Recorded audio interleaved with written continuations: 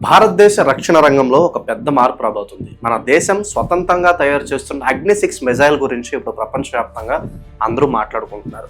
అసలు ఈ మిజైల్ ఏంటి, దీని పవర్ ఏంటి, మరియు ఇది రాబోతుందని తెలియగానే మన పక్కనున్న పాకిస్తాన్ ఎందుకు అంతలాగా వణికిపోతుందో ఈ వీడియోలో మనం వివరంగా తెలుసుకుందాం.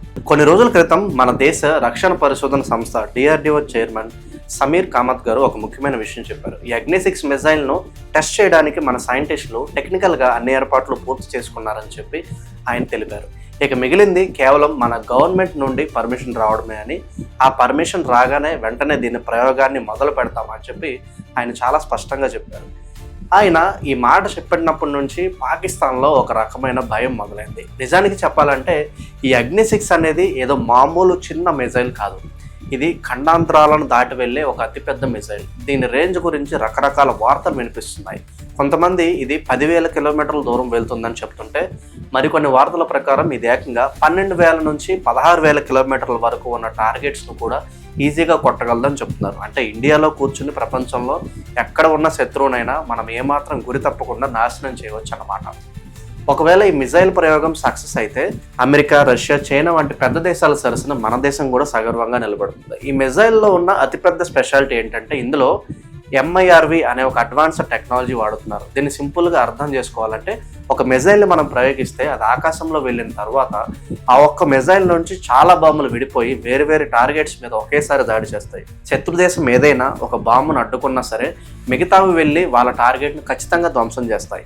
అందుకే ఈ టెక్నాలజీ పేరు చెప్తేనే శత్రువులకు వణుకు పడుతుంది. అంతేకాకుండా ఈ మిజైల్ను ఎక్కడో ఒక ఫిక్స్డ్ ప్లేస్లో పెట్టాల్సిన అవసరం లేదు. దీన్ని రోడ్డు మీద వెళ్ళే ట్రక్కుల ద్వారా లేదా రైళ్ల ద్వారా కూడా ఎక్కడికంటే అక్కడికి తీసుకువెళ్ళి లాంచ్ చేయవచ్చు. దీనివల్ల అసలు ఈ మిజైల్ ఎక్కడ ఉందో అని చెప్పి శత్రువులు కనిపెట్టడం చాలా కష్టమవుతుంది. ఇది ఎక్కడి నుంచైనా సడన్గా బయలుదేరి అటాక్ చేయగలదు. ఇక పాకిస్తాన్ విషయానికి వస్తే వాళ్ళకి ఇప్పటికే మన దగ్గర ఉన్న బ్రహ్మోస్ మిజైల్ను ఎలా ఆపాలో అర్థం కాక తలలు పట్టుకుంటున్నారు. ఆ బ్రహ్మోస్ దెబ్బకే వాళ్ళు భయపడుతుంటే ఇప్పుడు ఈ అగ్ని-6 వార్త వినగానే వాళ్ళు మరింత అసహనానికి, భయానికి గురవుతున్నారు. పాకిస్తాన్ మిలిటరీ వాళ్ళు ఏమంటున్నారంటే ఇండియా దగ్గర ఇప్పటికే పాకిస్తాన్ను, చైనాను కొట్టే రేంజ్ ఉన్న మిజైల్స్ చాలా ఉన్నాయి కదా, మళ్ళీ ఇప్పుడు ఈ అగ్ని-6 ఎందుకు అని చెప్పి అడుగుతున్నారు. వాళ్ళు కేవలం తమ భయాన్ని దాచుకోవడానికి, తమ అసమర్థతను కవర్ చేసుకోవడానికి ఇలాంటి మాటలు మాట్లాడుతున్నారు. అంతేకాకుండా ఈ మిజైల్ అమెరికా, యూరోప్ దేశాలకు కూడా ప్రమాదం అని చెప్పొచ్చు.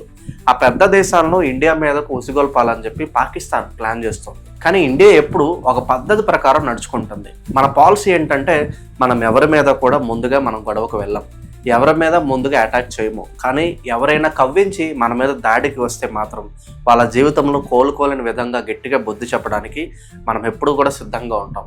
ఇది మన దేశ పాలసీ. మన దేశ భద్రత కోసం ఇలాంటి ఆయుధాలు ఉండడం చాలా అవసరం. ప్రస్తుతం ఇండియా రక్షణ రంగంలో ఎవరి మీద ఆధారపడకుండా తనకు కావాల్సినవి తనే తయారు చేసుకునే స్థాయికి ఎదుగుతోంది. అంటే మనకు కావాల్సిన ఆయుధాలను మన సైంటిస్టులే మన దేశంలోనే తయారు చేస్తున్నారు.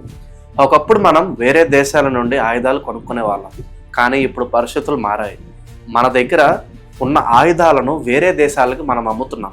అగ్ని-6 కేవలం ఒక ఆయుధం మాత్రమే కాదు, అది ప్రపంచ స్థాయిలో ఇండియా యొక్క సత్తాన్ని, పవర్ని చూపిస్తుంది. ఈ మిజైల్ వల్ల మన దేశ భద్రత మరింత గట్టిపడుతుంది.